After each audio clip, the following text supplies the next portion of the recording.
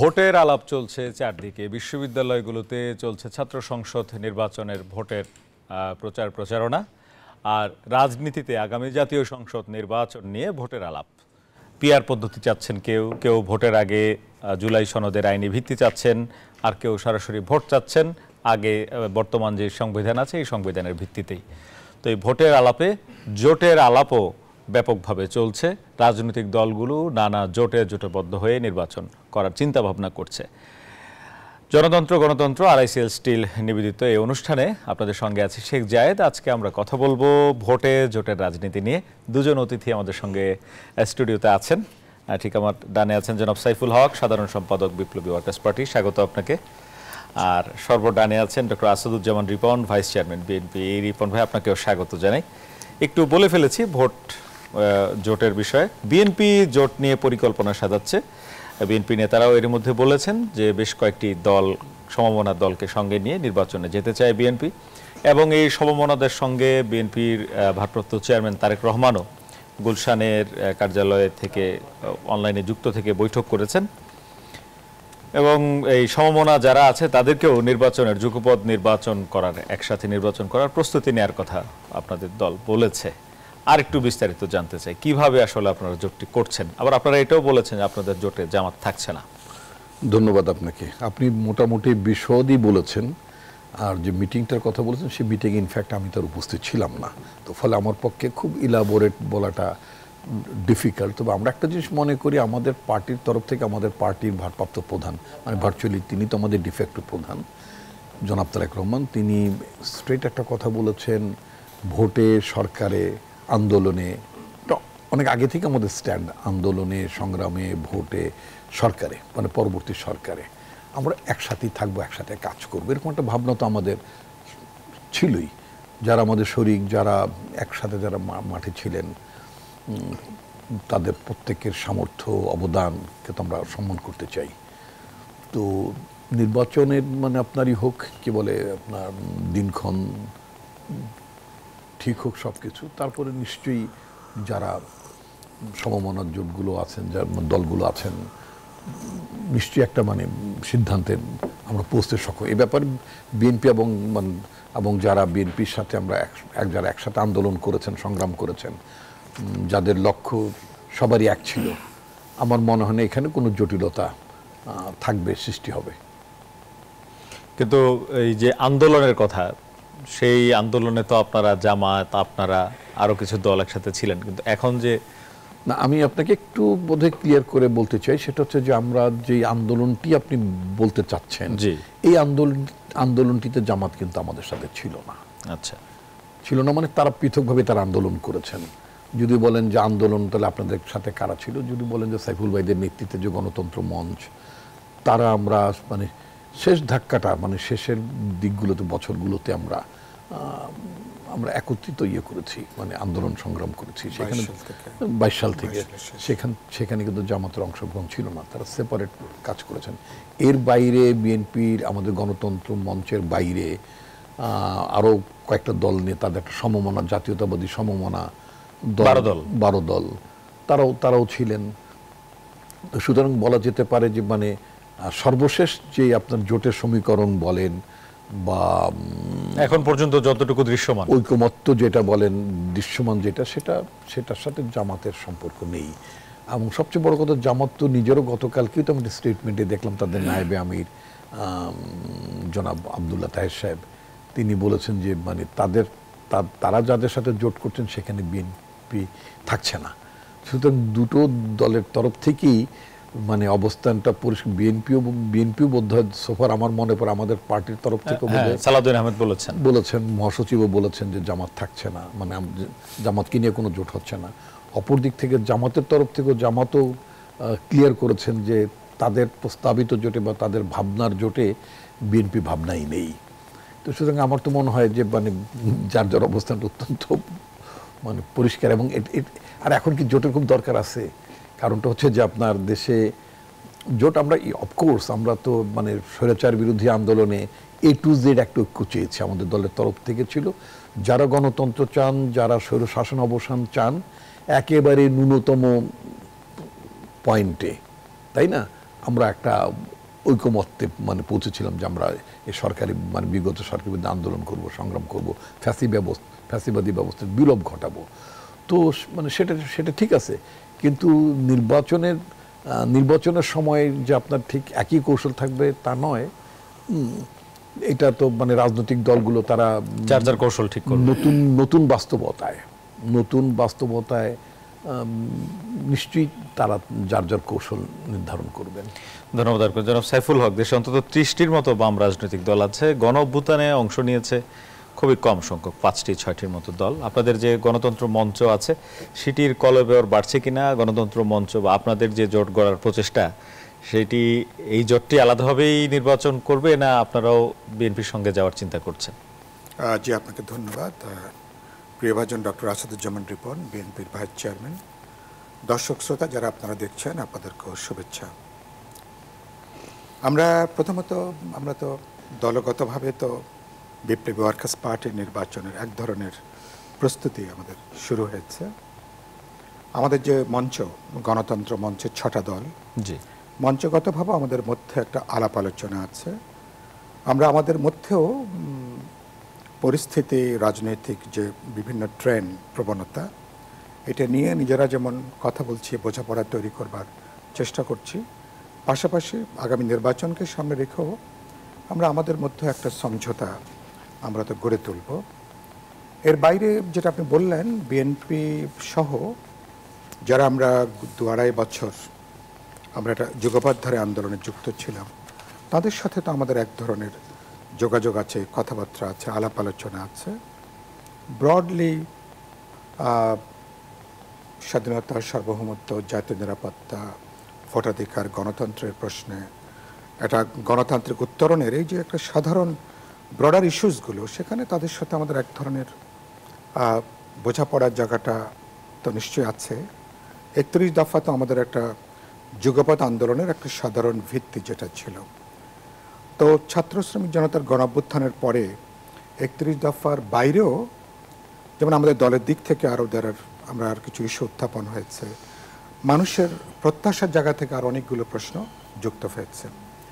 আমরা তো এটা নিয়ে এখনো নির্দিষ্ট কোনো ধরুন যেটা রাজনৈতিক কোনো মেরুকরণটা আজকের এই সময় পর্যন্ত এখনো কোনো স্পষ্ট হয়নি।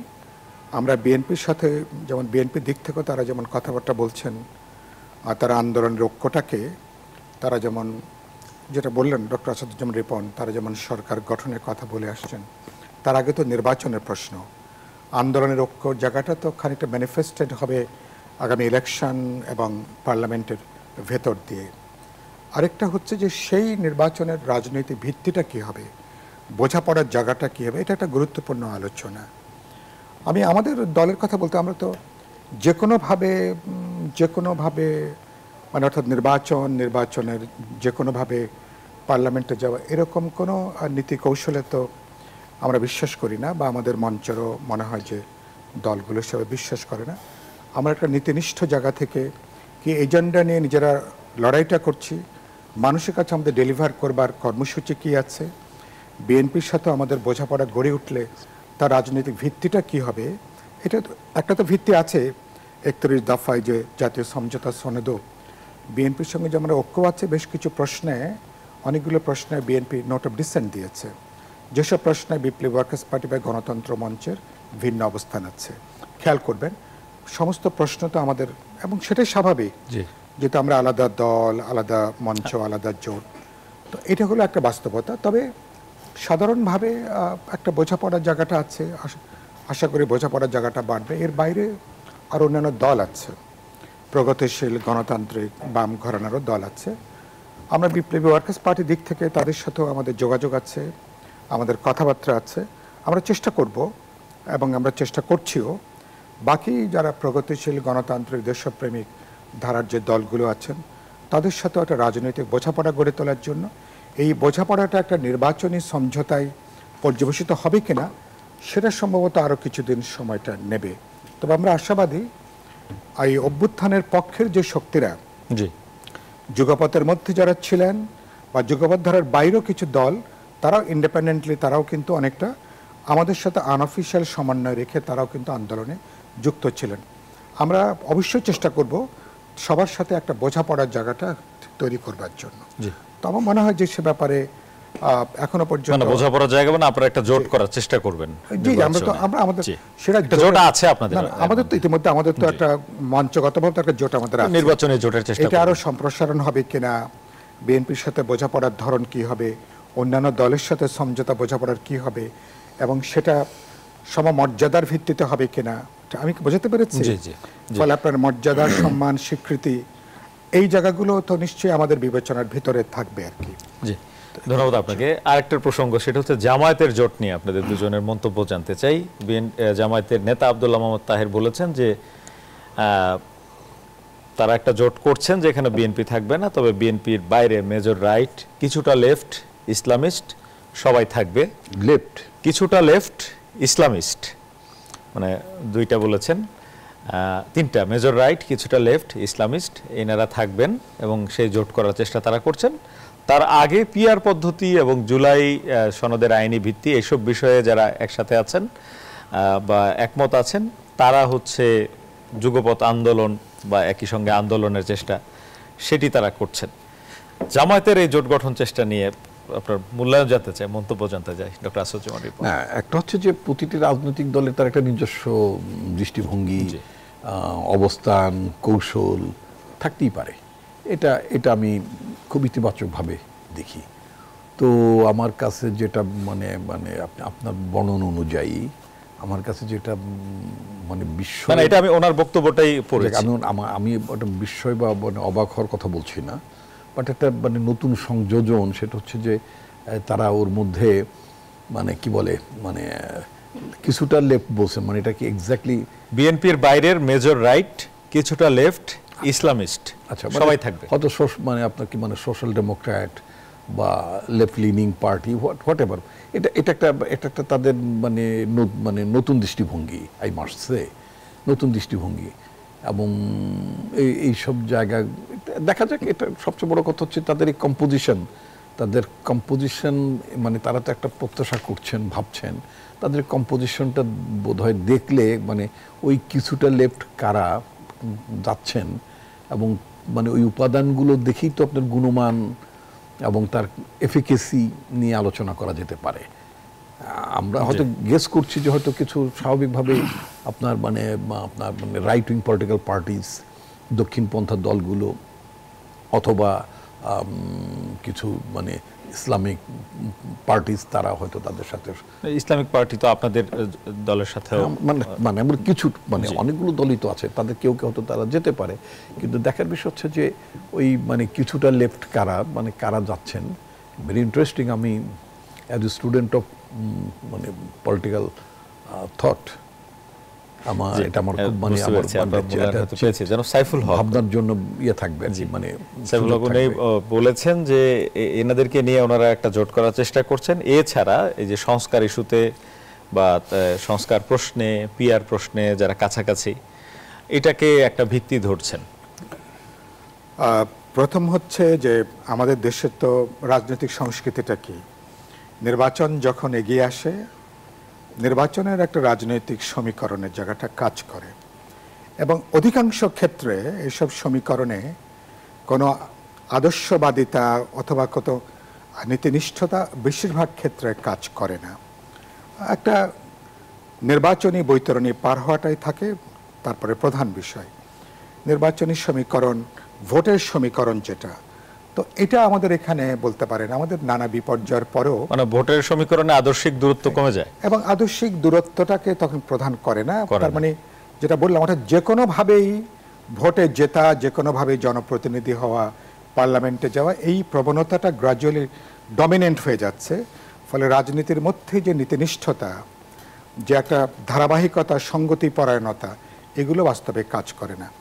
জামাত যেটা করছেন, তো স্বাভাবিকভাবেই তারা চেষ্টা করবেন, তারা যাদেরকে কাছাকাছি মনে করেন তাদেরকে নিয়ে তারা তো একটা ভোটের একটা জোট গড়ে তোলবার চেষ্টা, যেভাবে বিএনপি করছে, অন্যান্য প্রগতিশীল দেশপ্রেমিক গণতান্ত্রিক শক্তি, তাদের দিক থেকেও হয়তো কিছু কিছু উদ্যোগ আছে বা আমি অনুমান করি, বা আগামী আমার সঙ্গেও যাদের কথাবার্তা হয়েছে, বা আগামী দিনও হয়তো সেটা কাজ করবে।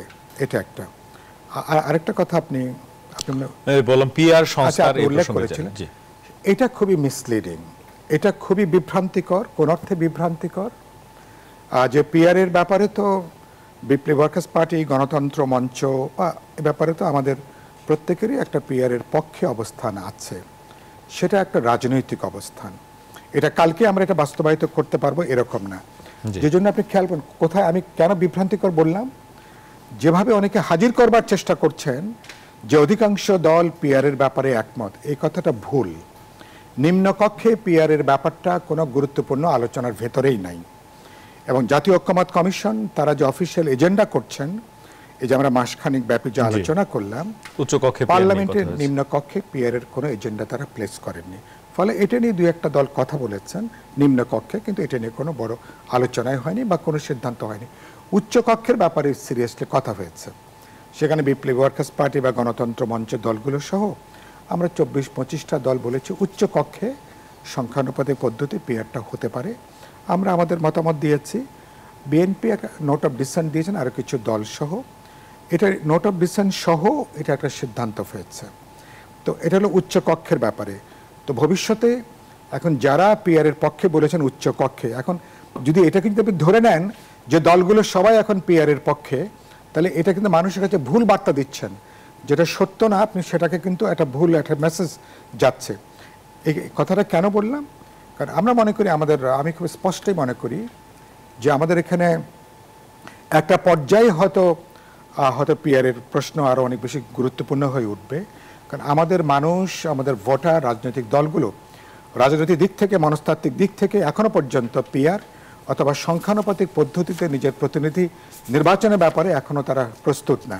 তারা নির্দিষ্ট অঞ্চল, তার এমপি সাহেব তিনি দেখবেন, তার সঙ্গে কথা বলবেন, সকাল সন্ধ্যা তার সঙ্গে দেখা হবে, তার সুবিধা অসুবিধাকে জানাবেন। আমাদের এই দক্ষিণ এশিয়ার এই অঞ্চলে বিশেষ করে এটাই হচ্ছে বিদ্যমান ধারা, এবং পৃথিবীর অধিকাংশ দেশের ক্ষেত্রে। নেপালে সেখানে উচ্চকক্ষে পিআর হয়েছে, কিন্তু সেই পিআরটা নিয়েও নেপালে যে সরকারের যে 1 বছর 2 বছর পর যে সরকার পরিবর্তন, একটা বড় কারণ ছিল উচ্চকক্ষে পিআরের এগুলো যে আসতে যে। তো আমার তো নেপালে আমার বন্ধুরাই তারা সরকারেও আছেন, এখন সরকারের যারা বিরোধী দল সেখানেও তারা আছেন, অর্থাৎ লেফটদের একটা অংশ এখন সরকারে, আবার একটা অংশ এখন সরকারের বাইরে আছেন। তো ফলে এটা নিয়ে আমরা বলেছি যদি এবার উচ্চ কক্ষে যদি আমরা একমত হতে পারি ভবিষ্যতে, তাহলে এটা একটা অভিজ্ঞতা হবে যে পরবর্তীকালে ধীরে ধীরে আমরা নিম্নকক্ষে যেতে পারবো কিনা, লোকাল ইলেকশনগুলোতে একটা সার্টেন পোর্শন আমরা পিআরে যেতে পারি কিনা, এগুলো একটা পরীক্ষা নিরীক্ষার প্রশ্ন। রাতারাতি আপনি এটা করতে গেলে এর কোনো বাস্তবতাই নাই। ফলে এটাকে যদি ইস্যু হিসেবে যদি ধরেন, তাহলে এটা একেবারে আপনি নন ইস্যুকে আপনি এখন ইস্যু আপনি বানিয়ে ফেলছেন। তো এটা কিন্তু যেটা বললাম, তার মানে ইস্যুটা পিআর না, ইস্যুটা অন্য কিছু, পিআরটাকে সামনে আনা হচ্ছে। আমি যেন বলেছি, গতকালকেও বললাম যে আমাদের এইসব যারা এটা কথা বলছেন তাদের আসল উদ্দেশ্য তারা যদি পরিষ্কার করে বলতেন, থোড়ের মধ্যে কি কি বিড়াল নিয়ে তারা হাঁটছেন, এগুলো তারা যদি বের করে দিতেন আসল কথা কি, তারা কি আসলে দর কষাকষি করতে চান, তারা এটা কি একটা রাজনৈতিক স্ট্যান্ড, এটা কি ফেব্রুয়ারি ইলেকশন, তারা কি আরো 6 মাসের জন্য বা 1 বছর তারা কি পিছিয়ে নিয়ে যেতে চান, আসল ঘটনাগুলো কি যদি খোলামেলা বলতেন, আম জনতার মানুষের এগুলো বুঝতে সুবিধা হতো। যেটা ইস্যু না সেটাকে যখন আপনি হাজির করেন, ভোট হবে কি হবে না, তার মানে আপনার অন্য কোনো উদ্দেশ্য আছে। তো সেজন্য কথাটা এখানে এসছে যে, তো আপনি কথাটা যেভাবে প্লেস করছেন যে সমস্ত অধিকাংশ দল পিআরের একমত, তার মানে আপনি এটা ভুল তথ্য কিন্তু আপনি হাজির করছেন। ধন্যবাদ আপনাকে। একটা বিরতির সময় হয়েছে, বিরতির আগে বলে যেতে চাই, জোটবদ্ধ নির্বাচন করলেও নিজ দলের প্রতীকে ভোট করতে হবে। নির্বাচন কমিশনার সানাউল্লাহ বলেছেন, আজকে তিনি ব্রিফিং করেছেন। একই সঙ্গে বলেছেন যে আদালত ঘোষিত পলাতক ব্যক্তি প্রার্থী হতে পারবেন না। কোনো রাজনৈতিক দলের কর্মকাণ্ড স্থগিত থাকলে সেই দলের নিবন্ধন ও প্রতীক স্থগিত থাকবে। এটি উনি আওয়ামী লীগের এবং নাম উল্লেখ না করে বলেছেন এভাবে। এই প্রসঙ্গে কথা বলবো বিরতির পরে। দর্শক, একটা বিরতির সময় হয়েছে, আমাদের সঙ্গে অতিথিরা আছেন, আরও গুরুত্বপূর্ণ আলাপ হবে, সঙ্গে থাকবেন।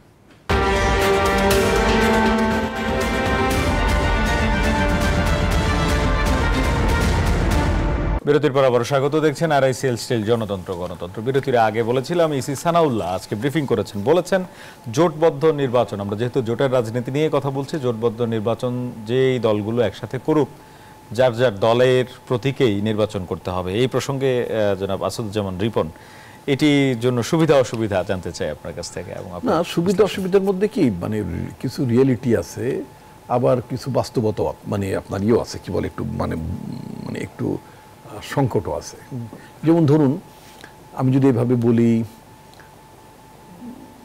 বিএনপি যেমন এর আগের বার জামাতের ইয়ে ছিল না, কি বলে আপনার মানে নিবন্ধন ছিল, জামাত ধানের শীষে নির্বাচন আমাদের সাথে জোট করেছে ধানের শীষ মার্কা নিয়ে, এবং আমাদের মার্কা নিয়ে আরো অনেকেই ইলেকশন করেছেন, তাই না? যেমন মনে করেন গণফোরাম থেকে একজন প্রার্থী ছিল, দুজন প্রার্থী জিতেছিল, তো ধানের শীষ মার্কা নিয়ে তিনি ইলেকশন করেছেন, এবং করার পরে তিনি আবার জেতার পরে তিনি আবার মুজিব কোড গায়ে দিয়ে ফেললেন। আমি নামটার উল্লেখ করতে চাই না, দরকার নেই। তো এর ফলে যেটা হবে কি, যে জোট করেন আপনি, জোট করার পর আপনার যে নিজের দলের যে মার্কা, সে মার্কাতেই আপনি ইলেকশন করেন। আবার আরেকটা সমস্যা যেটা আছে, যে যদি সে মার্কাটি যদি খুব বেশি পরিচিত না হয়, খুব পরিচিত মানে ভোটারদের কাছে যদি খুব বেশি পরিচিত না হয়, আমাদের দেশে তো ভোটাররা মানে পপুলার মার্কাতে অভ্যস্ত, এটা তো অস্বীকার করা যাবে না, তাই না? জি। তো দেখা গেল যে মার্কাটা খুব পপুলার না, কিন্তু তিনি আমার জোটের মেম্বার। তো ওই মার্কাটাকে ওই নির্বাচনের 15 দিন আগে পপুলারাইজ করা অনেক সময় কঠিন হয়ে দাঁড়াতে পারে।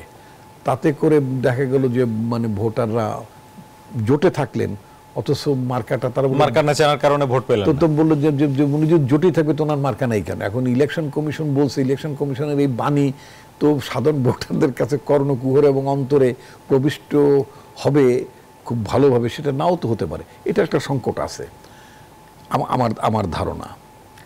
আর অপর দিক থেকে আইডিয়ালি ভালো, মানে অ্যাপ্রোচটা আইডিয়ালি ভালো, বাট প্র্যাকটিক্যালি খুব সুটেবল না, মানে সোজা কথা। বিশেষ করে যে মার্কাগুলো চিনে না মানুষ। হ্যাঁ, মানে যারা সেইভাবে ইলেকশন করেননি এর আগে, তাই না, একটা নতুন রাজনৈতিক দল ফর্ম করেছেন বা নতুন নিবন্ধন পেয়েছেন, তারাও তো আমাদের মানুষের সাথে জোট করতে পারেন। তার মার্কাটা সেভাবে পরিচিত হয়নি, এখন ওই মার্কাটা নিয়ে তাকে ইলেকশন করতে হলো। তো দেখা গেলো যে তার সহযোগী দল, যে দলটা তাকে সমর্থন করছে, সেই দলের মার্কাটা না থাকার কারণে ওই দলের অনুসারীরা, মানে সাধারণ অনুসারীরা, ভোটাররা, তারা মিসলিড হতে পারেন। আরেকটা হচ্ছে দলের কর্মকাণ্ড স্থগিত করলে সেই দলের নিবন্ধন ও প্রতীক স্থগিত থাকে। এটা খুবই মানে সঙ্গত প্রস্তাব আমি মনে করি, যে আপনার দল যদি, আপনার দলীয় কর্মকাণ্ড যদি আপনার অপরাধের কারণে, মানে আপনি যদি শাস্তিপ্রাপ্ত হন, অথবা যদি আন্ডার ট্রায়াল প্রিজনারের মতো যদি থাকেন আপনি যদি আপনার সমস্ত কর্মকাণ্ড স্থগিত, তাহলে আপনার মার্কাটা সচল থাকে কি করে? ধন্যবাদ আপনাকে। জনাব সাইফুল হক, একই প্রসঙ্গে আসতেছে, জোটবদ্ধ নির্বাচনে দলীয় প্রতীক ছাড়া ভোট করা যাচ্ছে না, নিজ দলটাই থাকতে হবে। আমি বেশ কয়েকটা বিষয় একটু কুইক রেসপন্ড করি। প্রথম হচ্ছে আমি মনে করি নীতিগতভাবে জোট করলেও যে দলগুলো জোটে যুক্ত হচ্ছেন তারা যদি নিবন্ধিত দল হয়ে থাকেন, আমি মনে করি নীতিগতভাবে রাজনীতির দিক থেকে তাদের মার্কাতেই তাদের নির্বাচন করা উচিত। না হলে তো সে দলের তো নিবন্ধন নেবার কোনো প্রয়োজন নেই, তাহলে স্বতন্ত্র মার্কা নেবার কোনো প্রয়োজন নেই। যখন তিনি দল করছেন, তার মানে কি তিনি এটা ইন্ডিপেন্ডেন্ট পলিটিক্যাল আইডেন্টিটি তিনি সামনে আনতে চান। মানুষের কাছে তার কিছু নতুন কিছু প্রস্তাবনা আছে, ডেলিভার করবার কিছু আছে তার, সেজন্য তার একটা স্বাধীন অবস্থানের জন্য মনে করি। কিন্তু আমাদের এখানে জোট করে প্রধানত নির্বাচনী বৈতরণী পার হওয়ার জন্য, একটা কমন সিম্বল যার পরিচিতি বেশি, সেটার অনুকূলে যাতে ভোটটা হয় সেই জায়গা থেকে। কিন্তু আমি নীতিগতভাবে নির্বাচন কমিশনের আরপিওর এই বিধানের এটাকে আমি ইতিবাচকভাবে দেখি। 1, 2 হচ্ছে যে ওনারা অনেকগুলো গুরুত্বপূর্ণ সিদ্ধান্ত নিয়েছেন আজকে।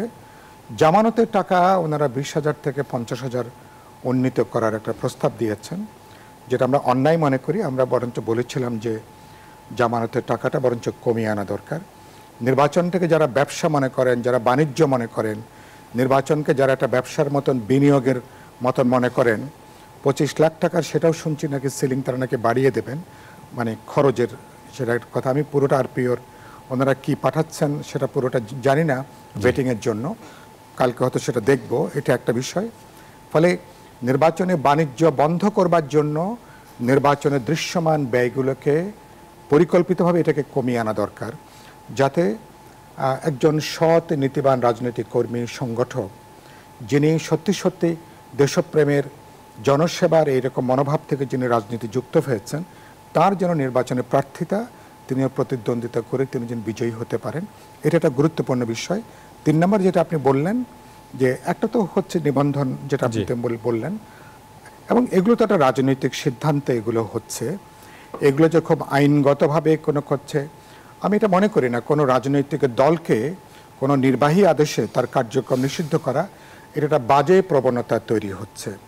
ভবিষ্যতে কখনো যদি গণেশ উল্টে যায়, তখন অন্য পক্ষ তখন একই এই উদাহরণ দিয়ে তখন অন্যদের নিবন্ধন স্থগিত রাখা, বাতিল করবার এই প্রবণতা দাঁড়িয়ে যেতে পারে। যখন একটা করেন, হয়তো সাময়িকভাবে আপনাকে কিছু পলিটিক্যালি কিছু আপনাকে বেনিফিট দিচ্ছে, কিন্তু আখেরে দেশে একটা গণতান্ত্রিক সংস্কৃতি যদি তৈরি করতে হয়, তাহলে একটা আইনগত প্রক্রিয়া বা একটা আইনগত বিচারিক প্রক্রিয়া যাওয়া। কোনো দল অন্যায় করলে তাকে আপনি বিচারিক প্রক্রিয়াতে যান। ইতিমধ্যে আইসিটি ট্রাইব্যুনালে একটা বিধান যুক্ত করা হয়েছে, কিন্তু নির্বাহী আদেশে যাওয়া মানে বাস্তবে আপনি কোনো জিনিস আপনি কিন্তু ইম্পোজ করছেন, আপনি কিন্তু চাপিয়ে দিচ্ছেন। চাপিয়ে দেওয়ার জিনিসটা আখেরে খুব বেশি টেকে না। আর একটা গুরুত্বপূর্ণ প্রশ্ন, ফেরারি যারা আছেন, এটা আমার মনে হয়েছে এটা প্রধানত বিদ্যমান রাজনৈতিক বাস্তবতা বিবেচনা করে তারা আরপিওর এরকম একটা সংশোধনী তারা নিয়ে আসছেন। এগুলো অতীতে 53-54 বছরে এরকম কোনো নজির নাই। যাদের দণ্ডাদেশ হয়েছে, যারা অপরাধী হিসেবে যাদের বিচার হয়েছে, তাদের ক্ষেত্রে আমরা এ পর্যন্ত যেটা জানি তারা নির্বাচন করতে পারেন না। একটা গুরুতর প্রশ্ন ছিল, নিম্ন আদালতে হলে তার আপিল শেষ না হওয়া পর্যন্ত তিনি নির্বাচনে অংশগ্রহণ নিতে পারবেন কিনা। এটা আমাদের আসাদুজ্জামান রিপন নিশ্চয়ই একমত হবেন, এটা নিয়ে অনেক বড় বিতর্ক, এটা নিয়ে অনেক প্রার্থী বিভিন্ন সময় এটা নিয়ে অনেকগুলো হয়েছে। কিন্তু এখন তারা আরও এক পা এগিয়ে ফেরারি নানা কারণে ফেরারি হতে পারেন। রাজনৈতিক কারণে এখন যেভাবে আওয়ামী লীগের অনেক নেতারা তারা ফেরারি আছেন, বা হয়তো অনেকেই ফেরারি হবেন, তো আপনি তাদেরকে কেবলমাত্র, তাদের তো ফিজিক্যালিও তো এখানে অংশগ্রহণ করবার তেমন কোনো সুযোগ নাই। তা আপনি এমন কোনো বিধান করা উচিত না যেটা যে কোনো নাগরিকের, এটা রাজনৈতিক কারণ ছাড়াও কোনো সামরিক কারণে, ব্যক্তিগত নিরাপত্তার কারণে, অন্য অনেকগুলো 22টা কারণে একজন নানা কারণ তিনি বাইরে থাকতে পারেন, এগুলোকে আরও হিসাব নিকাশ করে বিবেচনা করে এমন আইনটা করবেন যে আইনটা টেকসই হয়, যে আইনটা সমাজের সমস্ত স্টেক হোল্ডারদেরকে, যে আইনের লজিক এবং রেশনালটা যাতে তৈরি হয় আর কি। আপনি আপনার ইচ্ছা হলো আজকে এটা করলে আপনার জন্য সুবিধা হয়, আইন নিশ্চয়ই এভাবে হওয়া উচিত না। আর শেষ যে কথা বলে আমি কথা বলতে চাই, আরপিওর ওনারা বিধানটা, আমি ইতিমধ্যে ইলেকশন কমিশনকে বলেছি যে ওনারা, আমরা 22 এপ্রিল মাসে দেখা হয়েছিল অনেক আগের কথা, তো বললাম যে আপনারা এটা চূড়ান্ত করবার আগে আপনাদের উচিত হবে প্রধান স্টেক হোল্ডার রাজনৈতিক দলগুলো, তাদের সাথে বসবেন, কথা বলবেন, তাদের মতামত নেবেন, পরামর্শ জানবেন। সমস্ত বুদ্ধি তো আমাদের 3 জনের মাথা থেকে আসবে না। ইলেকশন কমিশনার যে 5 জন বসে আছে, সমস্ত ভালো চিন্তা আপনাদের মাথা থেকে আসবে এরকম চিন্তাটা কোনো বৈজ্ঞানিক চিন্তা না। যারা স্টেক হোল্ডার, পলিটিক্যাল পার্টিজ, ইলেকশনের সঙ্গে অনেকে যুক্ত আছেন, যাদের দীর্ঘ অভিজ্ঞতা আছে, তাদের মতামত নেন, আলাপ আলোচনা করেন, যাতে এটা নিয়ে প্রশ্ন না হয়, যাতে কোনো বিতর্কের জায়গাটা তৈরি না হয়। আমি বলবো ইলেকশন কমিশনকে ভেটিংয়ে পাঠানোর আগেই তাদের উচিত ছিল দলগুলোর কাছে পাঠানো, আলাপ আলোচনা করা। ইভেন ইলেকশন কমিশন যাদেরকে ইলেকশন করবেন, এই দলগুলোগত অধিকাংশই তাদের সাথে এখন কোনো চেনা পরিচয় হয়নি। তাদের উচিত ছিল এর আগেই বরং তাদের সঙ্গে কথা বলা, আলাপ আলোচনা করে একটা আস্থার সম্পর্ক তৈরি করা। সেই বাক্যটা বলি, ইলেকশন কমিশনের সবচেয়ে বড় কাজ ছিল যে নির্বাচন ব্যবস্থাটা ভেঙে পড়েছে, ধসে পড়েছে, নির্বাচনী ব্যবস্থার উপরে একটা জন আস্থাটা ফিরিয়ে আনা। কারণ মানুষের একটা গণহতাশা তৈরি হয়েছিল গোটা নির্বাচনী ব্যবস্থার উপরে। এটাকে করার জন্য যা যা করা দরকার, একটা সমন্বিত পদক্ষেপটা নেওয়া দরকার। জি, ধন্যবাদ আপনাদের দুজনকে। একটা বিরতির সময় হয়েছে আবারও। দর্শক, কথা বলছিলাম ভোটে জোটের রাজনীতি নিয়ে। নির্বাচন কমিশনও জোটের বিষয়ে বক্তব্য দিয়েছে, সেই কারণে নির্বাচন কমিশন বিষয়ে বেশ কিছু কথা হয়েছে। ফিরে এসে কথা বলতে চাই ভোট নিয়ে। ভোট আসলে কিভাবে হবে, ভোট নিয়ে যে রাজনীতি চলছে, ভোটের আগের যে রাজনীতি, সেই রাজনীতি আসলে সুন্দরভাবে ভোট হতে দেবে কিনা সেটি নিয়ে কথা বলতে চাই। একটু বিরতি নিচ্ছি, আবারও ফিরছি একটু।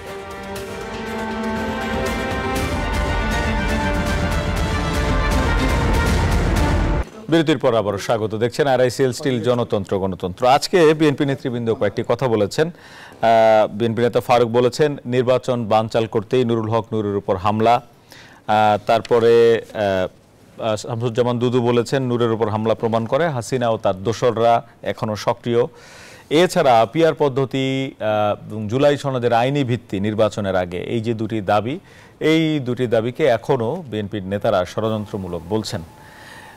এই প্রসঙ্গেই জানতে চাই, দেশের আইন শৃঙ্খলা পরিস্থিতি এবং যে রাজনৈতিক পরিস্থিতি, রাজনৈতিক যে বিরোধ কোনো কোনো বিষয়ে, কোনো কোনো ইস্যুতে সেটি বেশ বাড়ছে মনে হচ্ছে নির্বাচন যত ঘনিয়ে আসছে। জনাব আসাদুজ্জামান রিপন, আপনার। ধন্যবাদ আপনাকে। আসলে দেখেন, আপনি যে প্রসঙ্গটা তুলেছেন বা যে বিএনপির দুজন কর্মকর্তার উদাহরণ দিয়ে বললেন, তাদের পর্যবেক্ষণটা তো খুব ভুল বলে আমি মনে করছি না। একটা হচ্ছে যে নির্বাচন তো বানচাল করার একটা মানে অপচেষ্টা, তো প্রচেষ্টা না, আমি অপচেষ্টা বলবো, একটা অপচেষ্টা তো আছেই। অত দূর তো যাওয়া দরকার। আপনি মানে why you'll refer the name of only mister Farooq. Even আমি আজকেই তো আমি অনলাইনে দেখলাম ঘন্টা, যখন আমি দেখেছি তখন 12 ঘন্টা ছিল, তো মিনহোয়াল 13 ঘন্টা হয়ে গেছে। 13 ঘন্টা 13.5 ঘন্টা আগে একটা নিউজ ছিল, সেটা হচ্ছে যে আপনার প্রধান উপদেষ্টার বরাতেই তো আমি আপনার অনলাইনে দেখলাম যে প্রধান উপদেষ্টার অফিসেও মানে তার নামে যে নিউজটি এসছে সেখানে বলেছে যে নির্বাচন বানচালের মানে অপচেষ্টা হচ্ছে। হ্যাঁ, এবং সতর্ক থাকতে বলেছেন। সতর্ক থাকতে বলেছেন। তার মানে একটা অ্যাটেম্পট, যখন প্রধান উপদেষ্টা অর্থাৎ সরকারের প্রধান নির্বাহী যখন বলেন যে একটা বানচালের, এটা নির্বাচনটাকে ফয়েল করে দেওয়ার, রোডম্যাপটাকে ফয়েল করে দেওয়ার একটা অ্যাটেম্পট আছে, এটা যখন মানে প্রধান উপদেষ্টার মানে প্রধান উপদেষ্টা নিজে বলেন, অর্থাৎ রাষ্ট্রের প্রধান নির্বাহী বলেন, সরকারের প্রধান নির্বাহী বলেন, সেটা তো কগনিজেন্সে নেওয়ার মতো বিষয়। তো অ্যাট দ্য সেম টাইম মানে তিনি ওয়ার্ন করেছেন, অফকোর্স আমাদের সতর্ক থাকতে হবে।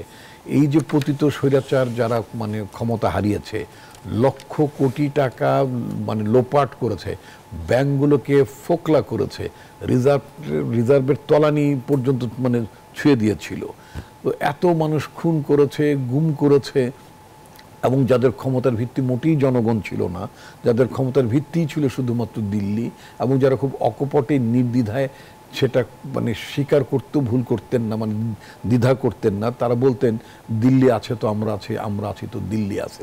অর্থাৎ দিল্লি থাকলে তারা ক্ষমতা থাকবেন, কে তাকে ক্ষমতা থেকে ঠেকায়, মানে ক্ষমতা থেকে কে তাকে ফেলে দেবে, অথবা আমরা আছি তো দিল্লি আছে, মানে আমরা থাকলে দিল্লি আশ্বস্ত করেছে you will get everything, you are assured. তো এইটা ছিল একটা মানে মানে দেশের সার্বিক অবস্থা। তো সেই সার্বিক অবস্থাটাকে জনগণ চ্যালেঞ্জ করেছে। ছোটবেলা থেকে যে রাজনীতি করি, সেই রাজনীতিতে শিখেছি জনগণ হচ্ছে মানে সার্বভৌম ক্ষমতার উৎস। ইট ইজ পিপুলকে এম্পাওয়ার্ড হতে ওরা দেখতে চায় না, মানে এই ধরনের শাসক শ্রেণী, তারা জনগণের ক্ষমতায়ন দেখতে চায় না। কিন্তু জনগণ যখন নিজেরা কখনো কখনো যখন ক্ষমতায়িত হয়ে যায়, তখন কিন্তু এই সমস্ত মানে দুর্বৃত্ত শাসকদের জন্য কিন্তু একটা ভয়াবহ মানে বাজে ঘটনা ঘটে। আপনি দেখবেন যে বাংলাদেশে বলা যেতে পারে যে আপনার এটা পুরনো কথা, বাট আমি খুব সংক্ষেপে বলতে চাই, যেভাবে শেখ হাসিনা এবং তার সভাসদরা দেশ ত্যাগ করতে বাধ্য হয়েছেন, এটা পৃথিবীর ইতিহাসে একটা বিরল ঘটনা। এটা একটা মানে একটা আধা বিপ্লবী ঘটনা বলা যেতে পারে নিঃসন্দেহে। আমি পুরো বিপ্লবী ঘটনা বলছি না, একটা আধা বিপ্লবী ঘটনা এই কারণে, যারা মানে যেই জনগণ এইটা সংগঠিত করেছেন, সেই জনগণের সামনে বিপ্লবী দর্শন ছিল না এবং বিপ্লবী রাজনৈতিক প্ল্যাটফর্মও ছিল না। যদি একটা বিপ্লবী সংগঠনের মানে তাদের নেতৃত্বে যদি এটা পরিচালিত হতো, তাহলে নিঃসন্দেহে এটা একটা বিপ্লবী বলা যেতে পারত। তো না ছিল বিপ্লবী কর্মসূচি, বিপ্লবী লক্ষ্য, না ছিল বিপ্লবী প্ল্যাটফর্ম। বাট সাধারণ জনগণের, সাইফুল ভাই তো তাকাচ্ছেন এই কারণে, কেন আমি তো একটু মানে একটু পুরনো জিনিস চর্চা করলাম আর কি, ওল্ড স্কুল অফ থটস, একটু এক্সারসাইজ করলাম তাত্ত্বিকভাবে। তো এখন হচ্ছে যে এই ধরনের একটি সরকার মানে এই ধরনের একটা যেটাকে আমরা পতিত স্বৈরাচার বলি, এরা কি করবে, এরা কাম ব্যাক করতে চাবে, কারণ এতটা খেয়েছে। খামু একজন আওয়ামী লীগের এক নেতার নামটা আমি বলতে চাই না, দরকার কি, যেহেতু সামনে নাই, যে আমার নাম অমুক, আমি ওইটা খাইছি, এটা খাইছি, আমি মানে এটা খামু, বুঝছেন, আপনার দর্শক অনেক হয়তো বুঝে নেবেন। তো এই যে খামু পার্টি সব কিছু খেয়ে ফেলেছে, তাদের তো একটা খাওয়ার একটা মানে দুর্বার আকাঙ্ক্ষা আছে। আচ্ছা বলেন তো, যত টাকা পয়সা আপনি লোপাট করেন না কেন, হাজার হাজার কোটি টাকা আপনি লোপাট করেছেন, 360টা অ্যাপার্টমেন্ট কিনেছেন, বাড়ি কিনেছেন। আমি বলছি আপনার আওয়ামী লীগের ভূমিমন্ত্রী সাইফুল ইসলাম জাবেদের কথা। এগুলো তো মানে ব্রিটিশ গভর্নমেন্টই তো আনার্ট করেছে, তারাই তো সাইফুজ্জামান চৌধুরী জাবেদ। এখন এই যে ঘটনা, আপনি যাই বলেন, ওই টাকা লোপাট করে ওই দেশে থাকতে ভাল লাগে? ভাল লাগে না, তাই না? মানে মানুষ কতদিন মানে নিজের দেশের বাইরে মানে পালিয়ে থাকবে? তবে আমি একজন সাধারণ নাগরিক হিসেবে প্রার্থনা করি আমার মাবুদের কাছে, সেটা হচ্ছে এই দুষ্ট রাজনীতিকদের, এই লুটেরা শ্রেণীদের জন্য, ওই জীবন আমি অভিশাপ দিলাম তোমাকে, জি বলে না, আমি এইভাবে কথাটা বলতে চাই, দুষ্ট রাজনীতিকদের নাম, অথবা যারা রাজনীতির নাম ব্যবহার করে দেশটাকে লুটেছে, যারা গণতন্ত্রকে মানে লুটেছে, মানুষের ভোট থেকে যারা বঞ্চিত করেছে, এই লুটেরা টাকা নিয়েছো ঠিক আছে, পালিয়েছো সব ঠিক আছে, কিন্তু তাদের মাটিটাও যেন এই দেশে না হয়। ধন্যবাদ আপনাকে। জনাব সাইফুল হক, আপনার কাছে আসতে চাই। আমি একটু আরেকটু বলি, সাইফুল ভাইয়ের কাছে সময় নাম সাইফুল ভাইয়ের সময় নিয়ে বলছি প্লিজ। সেটা হচ্ছে কি যে আপনার ওদের তরফ থেকে একটা অ্যাটেম্প থাকবে নির্বাচনটাকে ফয়েল করে দেওয়ার, ওদের তরফ থেকে অ্যাটেম্প থাকবে সরকারকে আনস্টেবল করার, ওদের তরফ থেকে নানান ধরনের অ্যাটেম্প থাকবে। কিন্তু আমার প্রত্যাশাটা কি একজন নাগরিক হিসেবে, যারা আমরা নারী পুরুষ সব মিলে, সবাই মিলে, আমরা তো বলি না যে এটা দাবিদার, আমরা সবাই তো আমরা এটা সংগঠিত করেছি, তাই না? তো এই সবাই আমরা যারা, সবাই যেন আমরা ওই অ্যাটেম্পটাকে ফয়েল করে দেই, ব্যর্থ করে দেই, এই ব্যাপারে আমাদের একাট্টা থাকতে হবে। ধন্যবাদ আপনাকে। একাট্টা কি আছে এখনো জনাব সাইফুল হক? এর মধ্যে আপনারা টানা অনেক দিন বৈঠক করেছেন সংস্কারের জন্য, ঐক্যমতের জন্য, এবং এখন প্রশ্ন আসছে যে জুলাই সনদ সেটির ভিত্তিতে নির্বাচন হবে কিনা, হতে হলে কি করতে হবে, সেটি নিয়ে আবার ঐক্যমত কমিশন কথা বলছে যে জুলাই সনদ বাস্তবায়নের কি, এবং আপনাদের এই বৈঠকগুলো বা সংস্কারের জন্য যে বক্তব্যগুলো এসেছে যে নতুন যে সরকার আসবে সেই সরকারটি যেন ফ্যাসিবাদী না হয়ে ওঠে, ওনার ভাষায় যেন খামো পার্টি না হয়, সেটি জন্য এই ধরনের সংস্কার জরুরি। সেইখানে মানে এই একাট্টার জায়গাটা কি আছে এখন? না, এটা খুব স্বাভাবিক। ধরুন আমাদের আন্দোলনের সময়কার একটা ফ্যাসিবাদ বিরোধী লড়াইয়ে জি তখনকার অবজেক্টিভ যে নেসেসিটি, আমি তো বলেছিলাম যে আপনার বাড়িতে যখন ডাকাত পড়ে আপনি শুধু আত্মীয় স্বজনকে ডাকেন না, পাড়া প্রতিবেশী সবাইকে ডাকেন ডাকাত ধরার জন্য। আবার ঘরে যখন আগুন লাগে আপনি নর্দমার পানি দিয়েও কিন্তু আগুন নিভাতে হয়, ওই পানি আপনি খাবেন না বা ব্যবহারও করবেন না, কিন্তু আগুন নিভাতে কাজে লাগে। তা আমরা আন্দোলনের অভ্যুত্থানে বিজয়ের জন্য আমরা নানা শক্তির সাথে রাজপথে সবাই যেতেন নামে।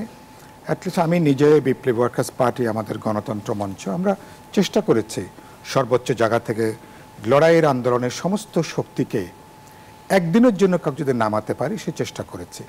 অভ্যুত্থানের পরে স্বাভাবিকভাবে সে ঐক্যের জায়গাটা তো নাই, এটাই স্বাভাবিক। কেন নাই? কারণ এখন যারা যেহেতু দেশে যখন একটা সবাই যার যার ঘরে ফিরে গেছে, প্রশ্ন, ভোটের প্রশ্ন, তখন প্রত্যেকে নিজস্ব এজেন্ডা নিয়ে আসবেন, এটাই স্বাভাবিক। কিন্তু একটা না থাকলেও আমি মনে করি, যেটা বললাম, স্বাধীনতা, সার্বভৌমত্ব, জাতীয় নিরাপত্তা, ভোটাধিকার, অবাধ নির্বাচন, অনেকগুলো গুরুত্বপূর্ণ জাতীয় প্রশ্ন আছে যেখানে আমি মনে করি যে ইডিওলজি পলিটিক্সের বাইরেও যে একটা দেশপ্রেমের চেতনা, দায়বদ্ধতার জায়গা থেকে যারা অভ্যুত্থানকে আমরা বুক পিট যারা আমি রক্ষা করতে চাই, তার অর্জনটাকে, ন্যূনতম ঐক্যের জায়গাটাকে আমরা যেন রক্ষা করতে পারি, এই প্রজ্ঞা, দূরদর্শিতা, এই যে রাজনৈতিক একটা বুদ্ধিবৃত্তিক জায়গাটা, এটা মনে করি এটা খুবই গুরুত্বপূর্ণ। ঐক্যের জায়গাটা আগের জায়গায় নাই। ডক্টর রিপন যেখানে শেষ করলেন, আমি পরের অংশটা বলি। তিনি একটা বিপদের কথা তিনি বললেন, অর্থাৎ পতিত যারা নানাভাবে যারা ফেরার ষড়যন্ত্র। আরেকটা বিপদ হচ্ছে যারা অভ্যুত্থানের নানাভাবে যারা এর সঙ্গে যুক্ত ছিলেন, প্রকাশ্যে অপ্রকাশ্যে গুপ্তভাবে নানাভাবে যুক্ত ছিলেন, তারা এখন একটা গণতান্ত্রিক সমাজে রাজনৈতিক প্রতিযোগিতা থাকবে, এটাই স্বাভাবিক।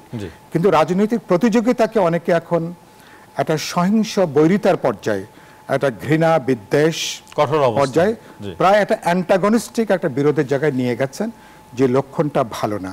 সম্ভবত আমাদের প্রধান উপদেষ্টা তিনি যেটা বললেন, তিনি সম্ভবত এই পুরো প্রেক্ষিতটাকে বিবেচনায় রেখে তিনি বললেন যে বানচালের চেষ্টা এখন বাইরের যারা পালিয়ে গেছেন তাদেরকে হয়তো কিছুটা আপনি চিনতে পারেন, কিন্তু অভ্যুত্থানের শরিকরা যদি এরকম কারো যদি কোনো এজেন্ডা থেকে থাকে, এমন সময় ইস্যু হাজির করছেন যেখানে নির্বাচনটাই ভণ্ডুল হয়ে যেতে পারে।